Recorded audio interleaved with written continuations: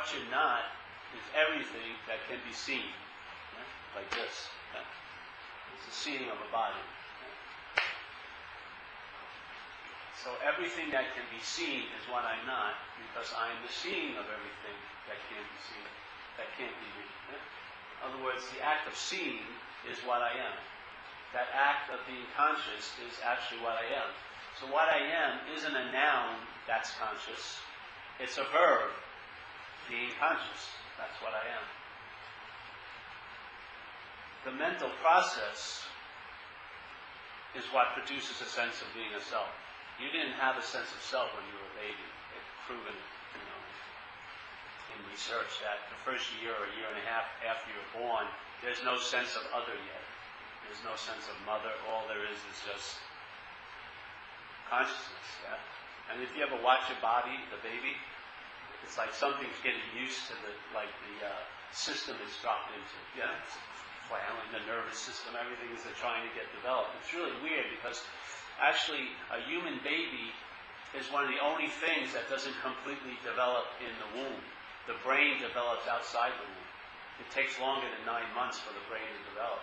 So that while you see in a baby, the brain is still under development. That's why the nervous system isn't together, and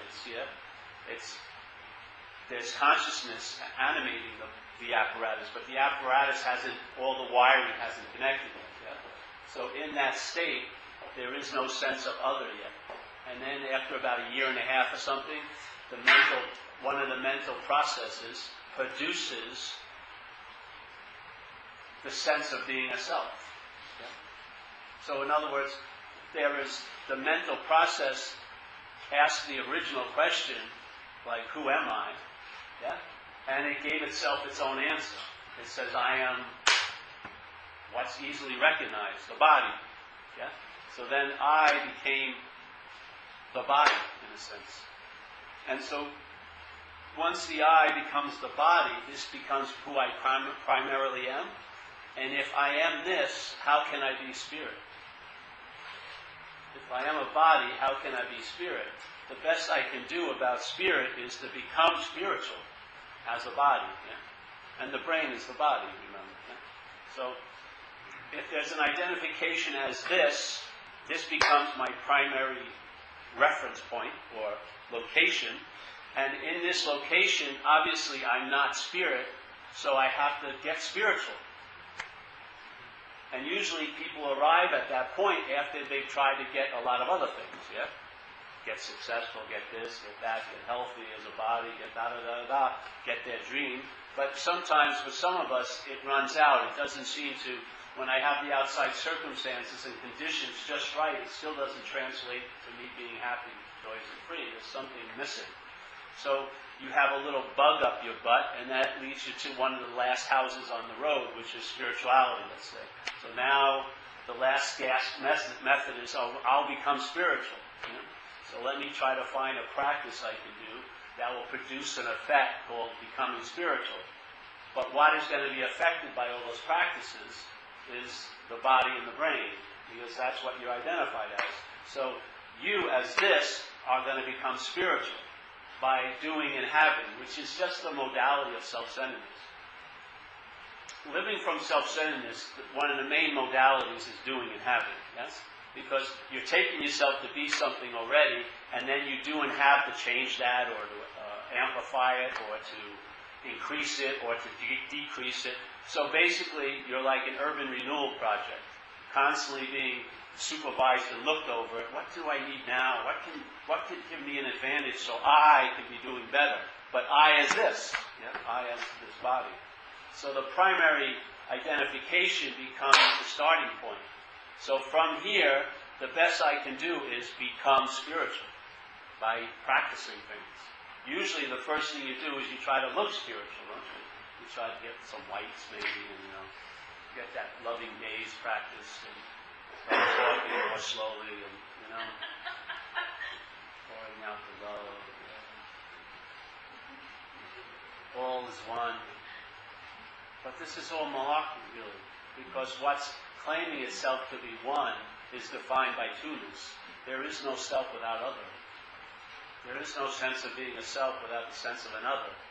So it's two-ness trying to say it can be oneness. But two-ness can never become oneness. It's just recognizing there is no two-ness. It's totally a different approach. Yeah? So here I am as this. The sense, and it's a sense, it's like a thought wrapped with a feeling. There's a sense of being a self. It's not just thoughts about being a self. Thoughts about being a self you could pass into the idea of being an ego, let's say, yeah? But the sense of being a self is felt also. You feel as if you're the one who's having this feeling. You feel like you're the thinker. Yeah?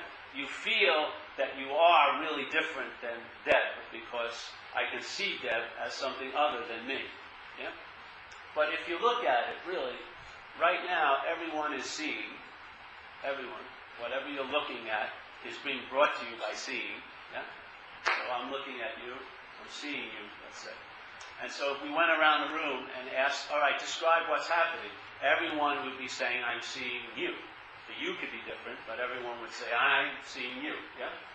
So in this case, I'd be the you that all of you are seeing if you're looking this way. So all the activity would be seeing, yeah?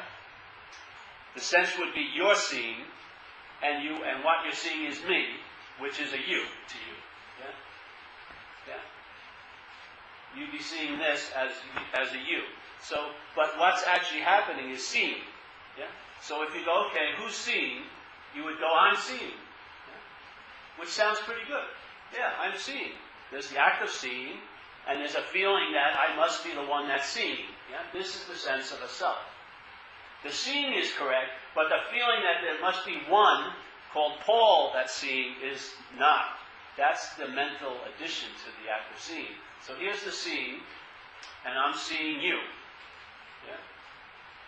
Now, if I ask, well, who's seeing? I would say, I'm seeing. Okay, now ask again, who is this I that's seeing? Usually the answer will be me. Yeah? I'll say it's me. What is that me? To the mental process. That me is what you call a you. When you're looking at me, I'm a you. Yeah? I'm an object called a you. When I'm identified with this object called a you, it's me. Yeah? So there's the looking. I. Everyone is on the right money. It's I looking. I meaning spirit, let's say. I is what's seeing, Paul. In every one of our experience, what's seeing Paul, I would call spirit, yes? The mental process goes, all right, I'm going to ask who's seeing Paul. I'm seeing Paul. The mental process claims it and becomes the I, yes? And the I is a me, a body. Yeah? So the mental process, if you look at your thinking, the mental process holds you as a body. When you think about you in the past, how do you think about you? As a body, yes? When you predict or have a mental picture of what could possibly happen to you in the future, what is that you that is going to happen to? A body. So the mental process holds you as a body. The thinking system, the highest level it can bring you to a you is a body. Yeah? And if you're relying on this system of thought, which most of us are, you're going to be identified with what it's identified as, which is a body. Yes? So you're going to be identified as a body. And so the seeing won't be noted as seeing. It will be I'm seeing. Yeah? So here's the act of seeing, which is way before your mental reaction to it, which is the claiming of it. I'm seeing. Yeah? But first they're seeing. So let's say a bird flew by the window. I see the bird. Yeah? If my eyes were open. Now my head may say, I didn't want to see that bird, but I saw that bird. Yeah? And at meetings you'll hear people talk, oh, I don't want to feel this feeling, but you're feeling the feeling first. Yeah? The mental reaction is, I don't want to feel this feeling, but the first thing that happened was the feeling of the feeling. Yes? That's called conscious contact. That comes first. So there's the conscious contact. I'm seeing, hearing, feeling, tasting, touching. And the mental process says, I'm the one who's seeing, hearing, feeling, tasting, touching. So there's the seeing, hearing, feeling, tasting, touching. And the mental process's reaction to that is, I'm going to step behind that, yes, which is consciousness, which is spirit, and I'm going to make spirit a verb that I'm doing. Yeah? So I'm the one who's seeing. I'm the one who's feeling.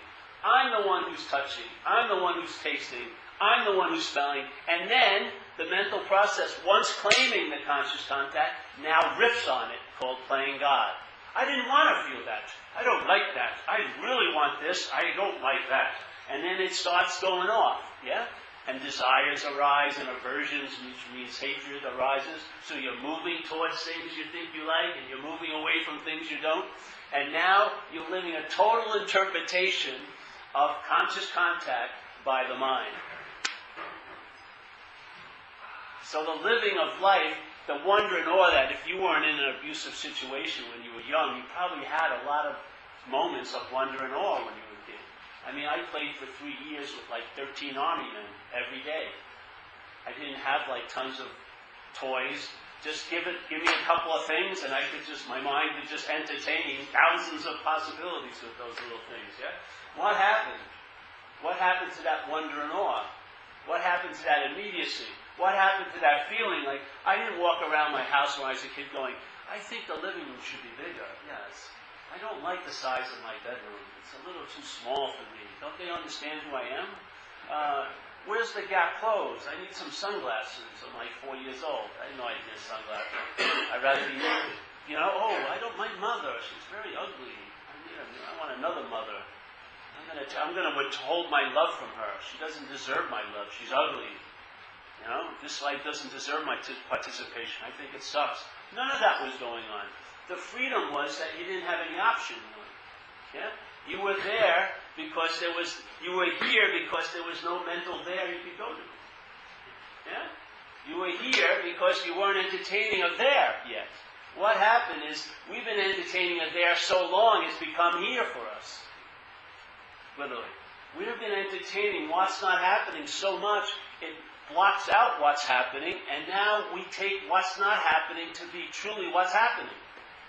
So next Friday's concerns and worries are more important than the immediacy of this moment. Because we're sitting here, not occupied by the conscious contact, we're occupied by what's not happening. A lot of us. The thoughts are about next week and what could possibly happen to you as a body. And there's a huge amount of concern about that. Yeah? And so your attention goes up the ass of self, because self thrives in what's not happening, and then you get constipated in a way. You can't come out. You know what I mean? So now you're seeking relief from self as self. Self can't get out of self. How could a product of a mental process ever transcend the mental process? How can something that's made up, the feeling of being you, ever leave what produced the feeling of being you? If it left the feeling of being you, there wouldn't be a feeling of being you. If your attention left the mental process, if you weren't so addicted to the idea of being a self, if your attention could entertain, possibly I'm not that which I'm absorbed in and as, if that attention left, you would see there's no need to get out of self because there was never a self to be in. It's like truly, no matter how real it feels, the effects it has is on other appearances. Yeah? It's like if I hit this wall, my arm's going to get hurt. Yes? So I think this is real because it produces a real effect on what I take to be real. But what happens if maybe, just maybe, this is truly an appearance in the reality of spirit? Yes? In other words, let's say consciousness is all there is, and its nature is of no thing. It's not in a body form. Yes? Let's just say consciousness of spirit is that field of everywhereness, and in that field of everywhereness, appearances are arising, and they're seen because there's awareness. Yeah? So the body is truly an appearance, appearing in awareness. Yeah? Without the awareness, there would be no appearance of a body. Why are we taking ourselves to be what's appearing instead of what's noting the appearance? Why are we placing our flag in this position of appearance and then forgetting our true nature, which is what's seen, not what's being said to be the seer, but what's seen, yes? And not what's seen, but the act of seeing. That is prior to everything that appears here. Because without it, there would be no recognition of any appearance.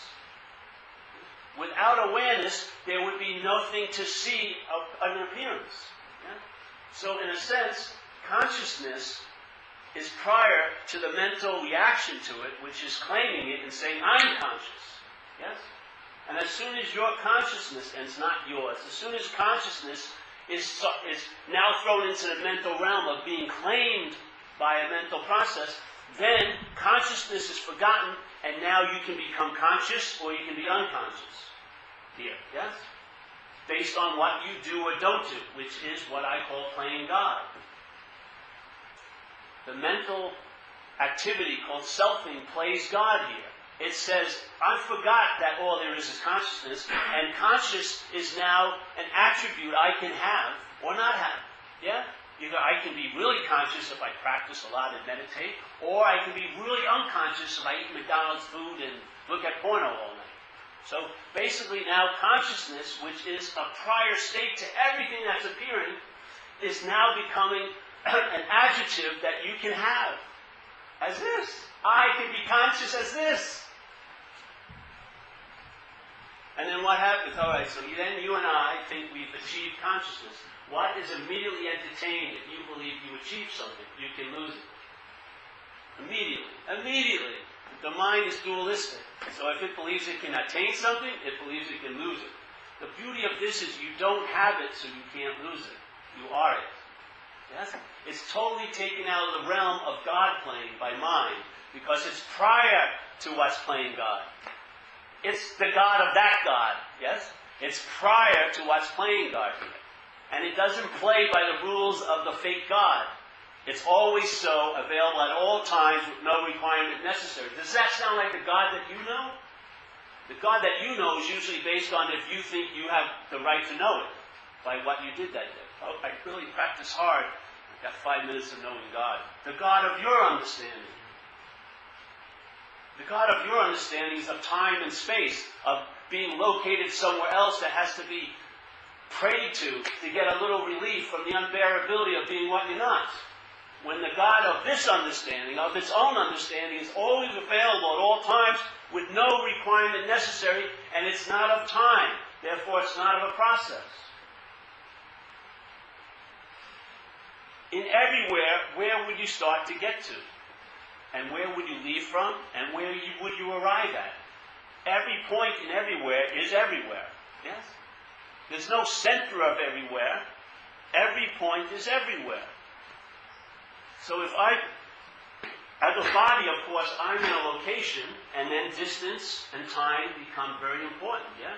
It looks like I want something that I don't have, and I have to do something to get it. So let's say I want a new message, so I decide I got to go to Tibet, I got to travel, buy a ticket to India, and then Tibet, and eat potato soup for like 12 freaking days. And then finally get to the cave, and then I'm going to be given something by a guy or a woman. And then by getting that, I'm going to have this incredible spiritual advantage. Who's playing God at that point? The head is. The head's telling you, oh, I have to go to Tibet. Who tells you? Who says that? If you get to Tibet, they'll tell you, hey, you didn't have to come to Tibet. That will be the message. Hey, you could have saved the whole airplane ticket. What the hell are you here for? I thought I had to get something. No, you don't. Oh, man, then it was worth it. Why save the trip? But as soon as this is playing God, and it's playing God if it's called you, yes? If it's called a you, the me, that's playing God. Because now spirit is denied, and this is essentially, you take this to matter, like the word matter. It's solid, it's rock hard. This is what the mind believes is true. Something that can be felt, hard, matters. Yes, it's solid. Spirit is, oh, it's airy-fairy, ephemeral. It's nothing. It has no effect here. This is what's real, to an appearance. But here, just like this, we're sitting in this chair. Yes? Here's the chair, sitting there. The chair has a function. A lot of asses have sat on that chair. let's say it's been here for 50 years. There's marks in the floor where it's been and everything. And let's say I come here and I take it to move the chair. Yeah? Now, did I have to move any space in? Because obviously the chair was taking up space, wasn't it? So I must have rushed in and moved the space before you saw me. I got to the closet, rushed in, okay. And and if you look at it, the only way you remember the chair is by memory. Yeah? Because you're not seeing it anymore. You remember it. Just like when you wake up in the morning and you remember your room, you don't see the room, but you remember the room. And then you remember the streets outside, then you remember in your Mill Valley, then you see the bay, then San Francisco. It's all memory. This whole life is a memory. Yeah? Haven't you done that when you wake up in the morning? Doesn't it feel like you're a body? You're not seeing the body, are you? You're not seeing it. You may not even touch it, but the mind has a memory of it. And your mind just creates a memory. And then your whole world appears like a Google map. Yeah? All your relationships, all this, all the meaning of it. And then you wake up, it's pre-formed like a glove, and then your underdone consciousness just slips in it like a pair of slippers, and then you walk all day. This reality. Yeah? So here, you move the chair. You wouldn't know it was there except for memory. No way. Because if you look at it, where are its effects? It only has effects on other appearances, like the floor and the furniture, yeah? Maybe there was marks where the chair was. But in the space, does it have any effects? Yeah? Does it have any effects? Can you see that it was here ever? Is the space holding any effects by the appearance of that chair? In a sense, to the space, from the space's point of view, it was like the chair doesn't even exist, yeah? And in a sense, it never existed, because it never took up any space, just like this wall doesn't take up any space. The wall has not moved space away. If you knock this wall down, what would be there was the space that was always there. Yeah? So this is really an appearance in space. We think it's solid because we're an appearance in space. So of course, for me to be real, I got to believe this is real. But if you actually took this wall down, there would be you wouldn't have to move in. Or how much space did that wall take? I'd say 800 metric feet. Okay, pull up that space store. Hey, bring some space in quick. All right? Everyone go to the bathroom. We're going to knock the wall down. We don't want you to see us move the space like it. Okay. Wow. It was like the wall never was there. Exactly. What's the difference between the chair and me?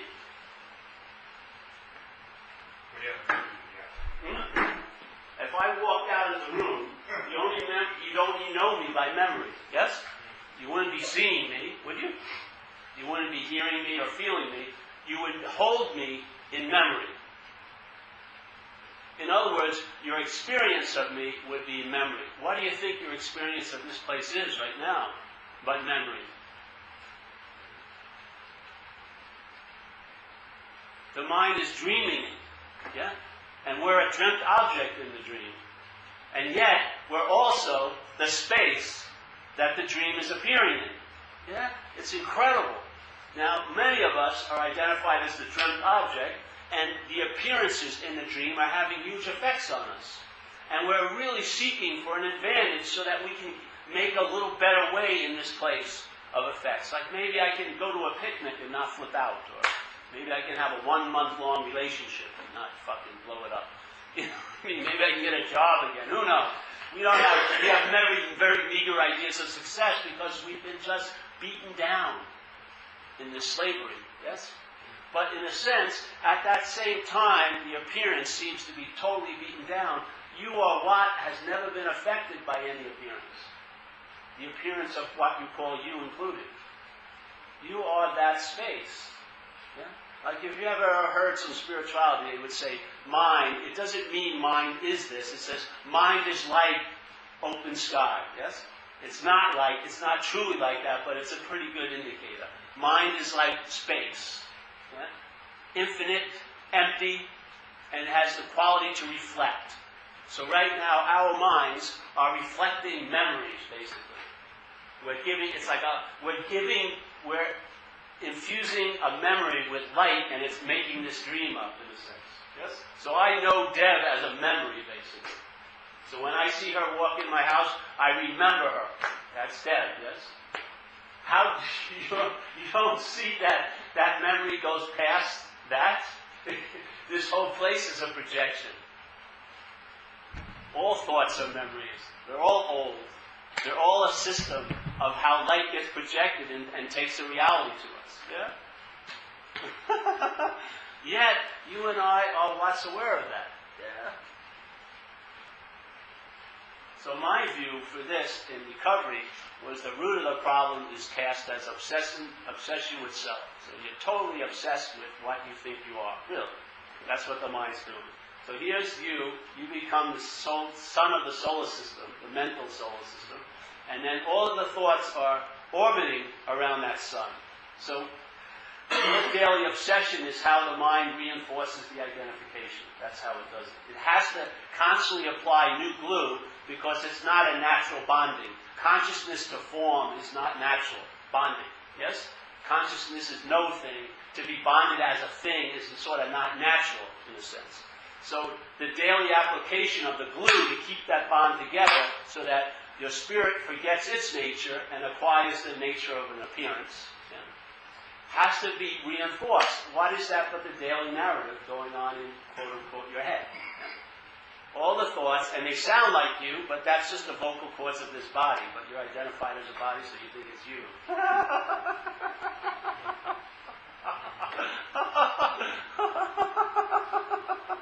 Doesn't it sound, if you had like Mother Teresa's thoughts, first of all, you'd probably go to the emergency room in your head, and you knew it was Mother Teresa, you'd have a sort of like some wisdom around that.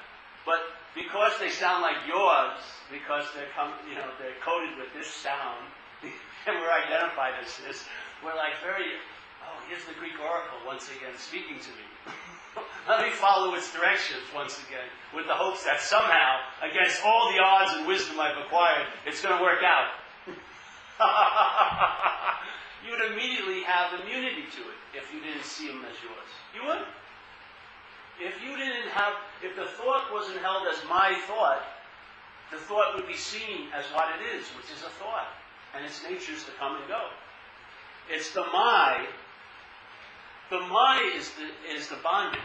Just like if I put money here and sex here and health here, and everyone would see it and it would bring up meaning. Yeah? If I see the word money and health and sex, it brings up certain meanings to me. But if you want to change the heaviness of it, add the word my money, my sex, my health. Huge stories are written about my health, my money, my sex. Huge stories. Huge reams and reams of mental writing have gone over this. The my is the act of being identified. Yes? That's how the mind does it. It claims everything. The body is claimed as yours. Time is claimed as yours. Life is claimed as yours. That's why in recovery we say, turn your will and your life over to the care of something greater than yourself. You don't lose a will in life. Will in life continues. But the yourness of it is what hopefully gets dropped. You surrender it as your life and your will over to the care of something what? Greater than self. So that maybe, just maybe, you'll start seeing it as thou will and thou life, or life. So instead of seeing life is happening to me all day, you'll see life is happening. Yeah? The way to travel with life, if you're seeing as life is happening to you, tons of mental reaction occurs. You think about what's happening to you a lot. Yes? It shouldn't be happening. I hope it stops happening. Will it be happening to me later? This happened to me in the past. It's just thinking and thinking and thinking. But if you see life is happening, there's not much thought involved because it's self-explanatory. When something happens, it explains itself. And what happens is you don't know, but you find out. You're in the state of I don't knowness, like in Zen. The purest mind is I don't know. And in the state of I don't knowness, what happens? You find out. Because you don't know. Yeah? So each moment you find out by what? The moment. Like here in this place of time, God deals each hand one at a time, doesn't it? Even in our structure of time, you don't get to know what's going to happen at 4 p.m. at 8 in the morning. All you get is the card that was dealt at 8 in the morning, yeah? So when you walk into a day in this casino, let's say if life is just happening, you sit at the table, you get dealt a card one at a time. Now, in the mental casino, you want to know what it's going to be like. So when you wake up, the mind goes down and says, oh, today's going to suck. You haven't even gotten out of bed yet, but your mind is already forecast the whole day's going to suck. There's going to be how many seconds of a day? Thousands of cards are going to be dealt to you, but you've already surmised all the hands are going to comprise of one motherfucking sucky day. This is called playing God, yes? A day happens like this. Oh, what does this mean? It means you have a deuce. Oh, but what does a deuce mean? Then the mind just riffs. Uh-oh, I'm going to get a 4. And then I'm going to get a 7, and I'm going to lose. Fuck it. No, it's a deuce. That's what it means. What? Yeah. Let's see what else it means. Well, a 3 comes. Oh, it's a 3. What does that mean? I have a 2 and a 3. Not much thinking. You just find out. Yeah? And everything you find out about, obviously you're there to find out, so you're equipped to find out. Because you're there. Yeah. This is just a way of traveling later. And obviously, if you've been in recovery, you know what it's like to travel as a self. You're not even, most people I hear, they're not even recognizing they're sober at the time they're talking. They're just worried. They have such a belief and so much confidence in the all-powerfulness of the disease, they can't even enjoy a reprieve from it a day at a time because they think, I'm a retread, I'm never going to get this. That's all selfing. Yeah? Right at this moment, you're in the solution. What's the solution? Conscious. You're conscious at this very second. It's not you that's conscious, but consciousness, yeah, is allowing the you to appear. It's just sort of like putting the horse in front of the cart. Just simply, what came before me was the awareness. Now, how could I be this and not be that which came before this? I would say I'm that, yes? The consciousness, not the mental reaction that says it's me, the body that's conscious, because obviously that's not true. Have you seen a dead body that once had life? The body's there, incomplete. Maybe their eyes work, everything works, but nothing's being seen. There's no seeing anymore. Yet if you took that eye out of that dead body, put it in a live body, it would see. It would facilitate seeing, that eye. The lenses are perfect, but then there's nothing to see through them. There's no consciousness. There's no awareness that's animating this, let's say, the camera. Yes? So the camera isn't what's seen. There's something that sees through this camera and has contact here. I would say that's what we are. Some people would call that spirit. So yes, you may seem to be an appearance, but to know that you're not allows a much lighter traveling as the appearance. Yes? It's so funny because the self, as a self, all it wanted was to be great and to feel great. But the greatness really gets to be a living experience when you're not the self. So exactly what it wants, it can't have as itself. By seeing you're not that, you get what it always wanted, which is an ease and comfort in its own skin. It thought by managing and controlling everyone else that would be produced, but obviously that doesn't work. But an ease and comfort comes from its absence, really. When you're not identified as a self, there's an ease and comfort that comes over the appearance.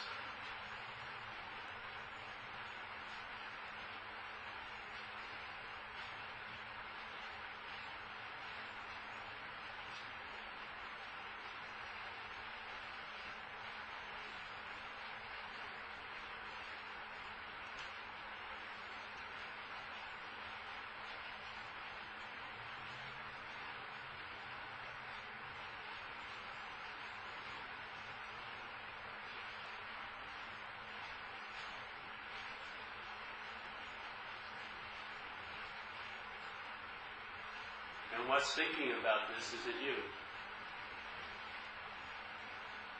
Something ran to the mail slot and tries to grab the letter and claim it to be, I'm the one who heard this. As soon as it does that, it neuters the message. Yeah? It's sort of like, you're a lion. You're a lion. Okay. So you hear the message. You're a lion. You're a lion. You're a lion. You're a lion. You're a lion. Then it hits your little ear, and then I could become like a lion. No, that's not the message. You're a lion. Okay, I really like this message he's saying. What is it? Well, it sounds like he says I'm a lion, but how it's translated is in me is I can become like a lion. No. Yeah. You can never become what you are. It's impossible. Yeah. You have to be something else to become what you are. You see the immediacy of the solution? If the wave recognized, after all of its longing and trying to study what it would be like to have an experience of the ocean, because the wave thinks, if I could get an experience of the ocean, it would be an advantage for me as a wave. Yeah? Maybe I'd have a sense of being wet, and all the other dry waves would be thinking I was special. Yes? But the whole point is, no matter how much the wave studies the ocean, it's still bonded because it thinks it's a wave. Yeah? If you recognize you're not a wave, that's the ocean. When you recognize I'm not that, that's what you are. You are the seeing of I'm not that.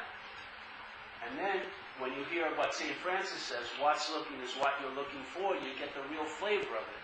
Because what's looking right at this very moment is what you and I are looking for. Yeah? But we're looking as that. Yeah? We're looking as what we're looking for. That's why we can't see it. Yeah? Because we believe we know what we are. And what we believe we are isn't what's looking. So immediately we have to start looking for it.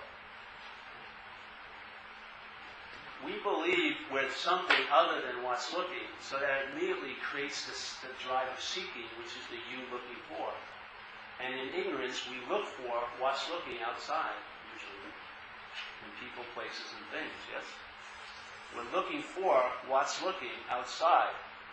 So the point is not to try to correct that, but to see you're not that you that's looking for, and that's what's looking. Yeah? Right now, my head may be casting this event as me looking for something. I'm looking for a message or to feel better, or maybe I'm looking to get out of here or whatever. Yes? But I'm looking for something. If I sense that I'm not that you that's looking for, that's what's looking. What my mind interpreted as me looking for is what's looking. Yeah? What my mind interpreted as me looking for, yes, is what's looking. So what my head casts as me looking for is what's looking. And the you, the mental you, yes, that's looking for, is that what's looking. So when you see you're not the you that's looking for, that's what's looking.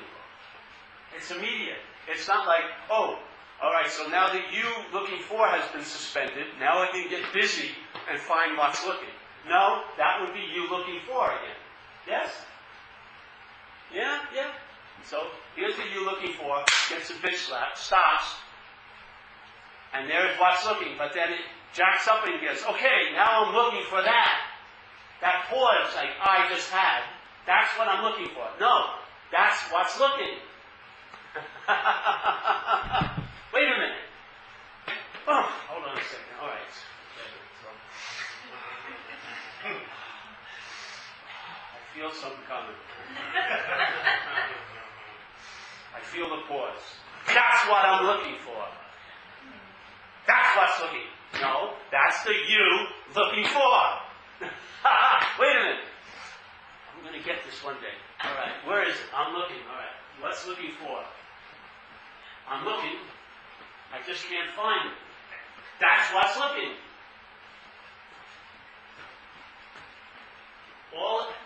Every event of what your mind says is you looking for is what's looking. Yes? What's looking is the constant case. And the mind's interpretation is there's a you and a me looking for all day. It interprets the what's looking. But the interpretation doesn't change what's looking. What's looking is what the you is looking for.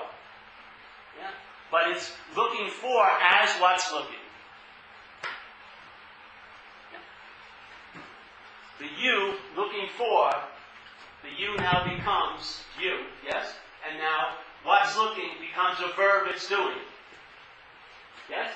So what's looking is just what's looking, just seeing. So now seeing gets claimed as I'm seeing, and now it becomes a looking for. St. Francis was trying to say this time, says, what you're looking for, all these pursuits, is what's looking. How can that be? I know what's looking for. Let me ask you, who is it that's looking for? It's me, which is what? A you, a body, identified. Boom! Okay, so this is the you. Why can't I find what's looking? Because the you that's looking for is what's looking. Wait a minute. How can I miss it? If I'm the you that's looking for, if I'm the you that's what's looking, no, you're not the you, that's what's looking. So the same looking that's cast as, the same seeing that's cast as you looking for is what's looking. That's exactly, in other words, right now, what's looking is dominant. The mental interpretation is there's a you that's looking for. That's the interpretation. But there has to be a reality to be interpreted. Yes? So the reality is seeing, and that's always happening, always. And so the interpretation is you looking for. And that's the mind's interpretation of what's seen. But it can only have an interpretation because there's the seeing. Yes? The mind cannot be looking. It doesn't have the quality of seeing. It doesn't have the quality of consciousness. So its looking is a bastardization of seeing. Yeah? So what's looking is what you are looking for.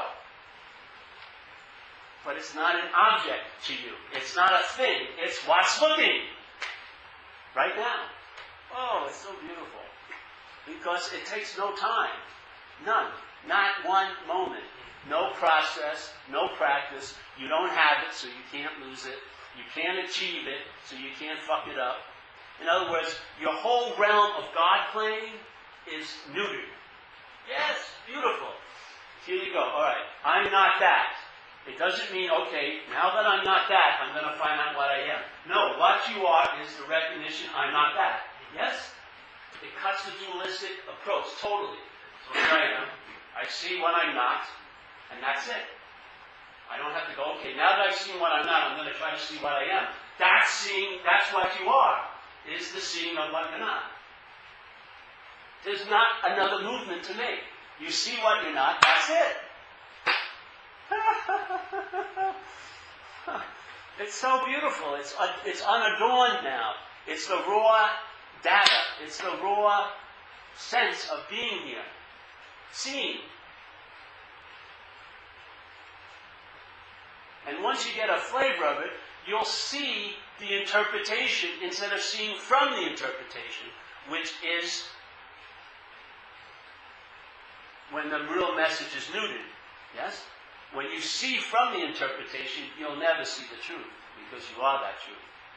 But when you see the interpretation, that's the freedom from what? The bondage to self. You're relieved of the bondage to self. Thoughts aren't taken to be your thoughts.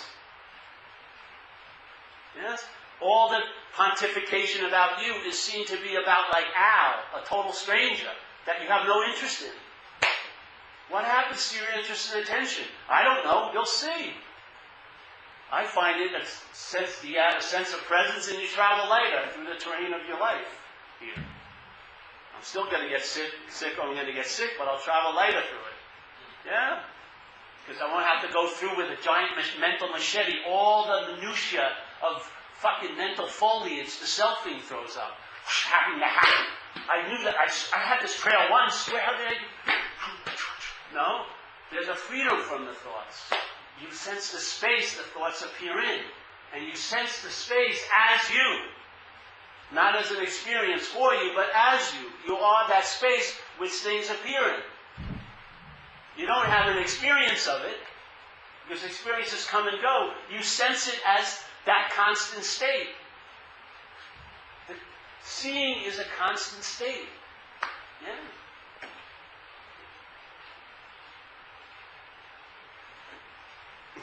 I just think it's so, I'm enthused by it. I've been coming for 20-something years. I'm totally enthused by it. Because freedom has such an incredible flavor.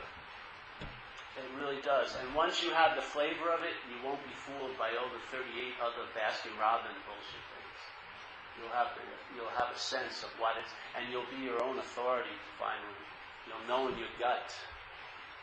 Yeah.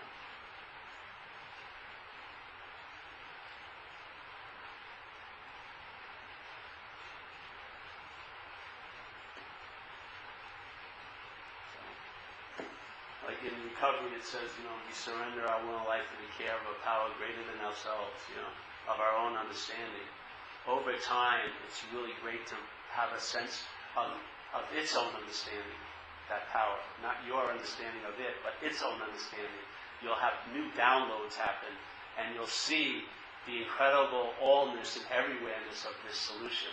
Instead of having you play God with it and think, oh, will it get me a parking space next week? Or I want to meet that girl, and maybe you can work that out. You'll see the allness and everywhereness of it. Yeah, you won't see it, but you'll sense it.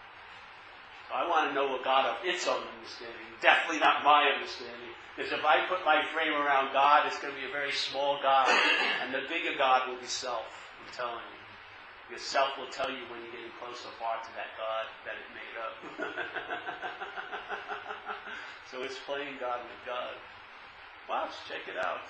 Who tells you you're doing good? Your head, usually. Who tells you you're doing bad? Your head. Do you actually know? Do you ever know people when they go to work and then at 8 o'clock at night, they get the news flash, like a CNN news flash from Head Central. You had a bad day. Now, they were in the day the whole time. Why would it take like 12 hours for that? All that information to be digested and come out with the little, those things at diners, the tell-all forecaster, here's a nickel, and you will be fucked by 2013, whatever. So they had broadcast news. Oh, I had a bad day. It's like 9 o'clock at night. You were there the whole day, and it dawned on you now. That's called like living in a time delay, isn't it? So you don't have a clue what's going on, do you? Until the head tells you. You don't think it's having fun with us? It makes up tons of stories. It tells you, oh, you really want this. I mean, your whole life would be different if you had this. And all your attention gets funneled into that dream. Yes, that's going to be my arrival date. When I get that, it's going to translate into me being really happy for a long, long time. Yeah? And then you go and you work towards it and you say no to everything else except for that, which is never now. It's always later. And then when you arrive, isn't it so disappointing? And then what happens? You get on the same track, another carrot gets thrown in front of you, and just like an obedient mule, you just keep, trudging the road of terrible destiny. You know what I mean? Living on hope. Somehow somebody will save you. And you don't even want to be saved. You'd kill a savior if they showed up. Really. You'd be the first one asking for their crucifixion. It would be too much for you. Because your mind has a lot invested in being right. It really is, and it's right about its story. It really thinks it's fucked, and it's stubbornly going to hold on to that. Yeah. Check it out. If a miracle happens this morning, how long does it take for you to forget it? A couple hours. A resentment 30 years ago, you're cultivating like a marijuana plant. You know what I mean? The buds are getting bigger and bigger, and you're smoking. Yes, if my mother would have sent me to that school, everything would have been better. It's all her fault. She didn't breastfeed me long enough.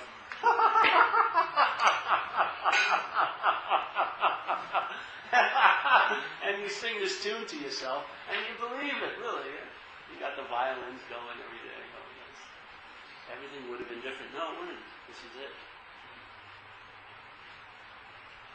If something was supposed to happen, it did. If it didn't, it wasn't supposed to happen. So I don't know. I hope this is not a draft or conscription. It's not a vote against or for anything else. It's a simple invitation. It's like I'm a cod salesman, like a little fish salesman. I'm not comparing it to mackerel or salmon. I don't give a shit your opinion about anything here. Here's a piece of cod. You can grill it, sushi it, store it, freeze it, whatever. But maybe it'll help you out. Maybe you'll travel lighter. I mean, you might as well get to the root of the problem, really. If you don't get to the root of the problem is going to exist as you. It is. Seriously. If identification is, I believe, the root of the problem, then you're existing as the problem. And you're seeking relief for the problem, but as the problem. Yeah? You got to see that's a dead-end road of endeavor. You'll always be enslaved to getting better. You'll always be an urban renewal project. Your mind will sit on top of you and judge and critique you from this day on to the day you die. And probably will critique the moment or two before death. You really blew it. Look at what you lived a wasted life. It's all mind. Mind. Yes? Really.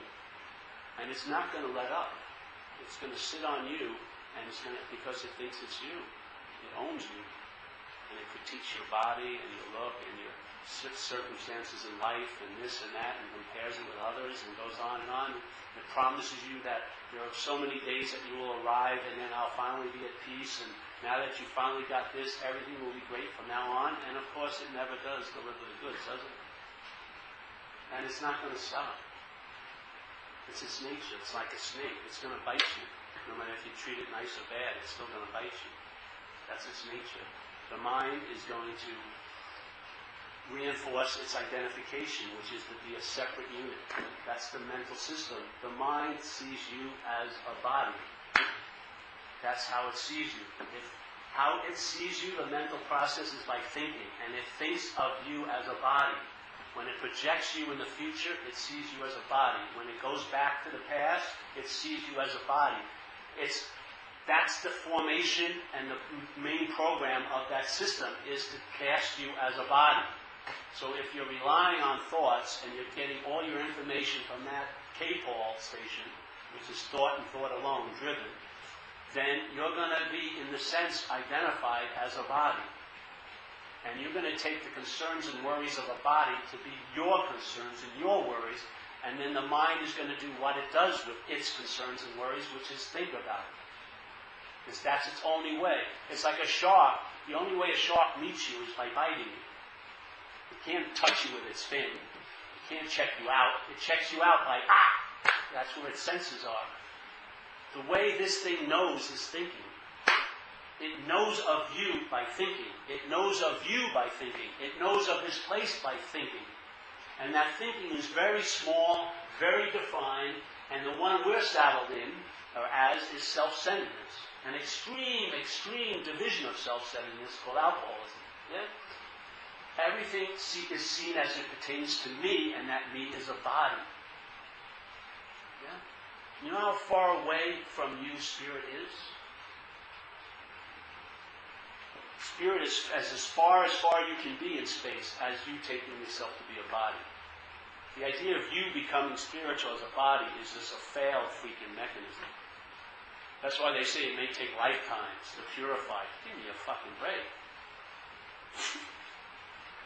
I wouldn't wait for an hour for a shot of coke. You're going to tell me to wait for lifetimes to get purified so I can feel spiritual? Give me a break. Give me cable TV and some Haagen-Dazs. I don't want to practice anything. I want some relief now. Oh, don't worry. It'll be great way, way down the road. You'll be born in a princely home. Give me a fucking break. Oh, wake up. And it's not a command. It's just recognition of a fact. You are awake. What's seeing has never been unawake. It has never turned into a way of looking. It's seeing. The mind's interpretation is its own way of looking, called self-centeredness, but it's seeing. It's never been bastardized by what template the mind has put over it. No matter how much the mind has claimed it, try to make it into some foreign thing that's going to happen when I go there or do this, all of that hasn't changed its nature one bit. Seeing. The quality is constant, everlasting, not of time, not of process, natural, relaxed awareness. Seeing. And in that, you can see what you're not. And in that, that's what you are. The seeing of what you're not. So, any questions?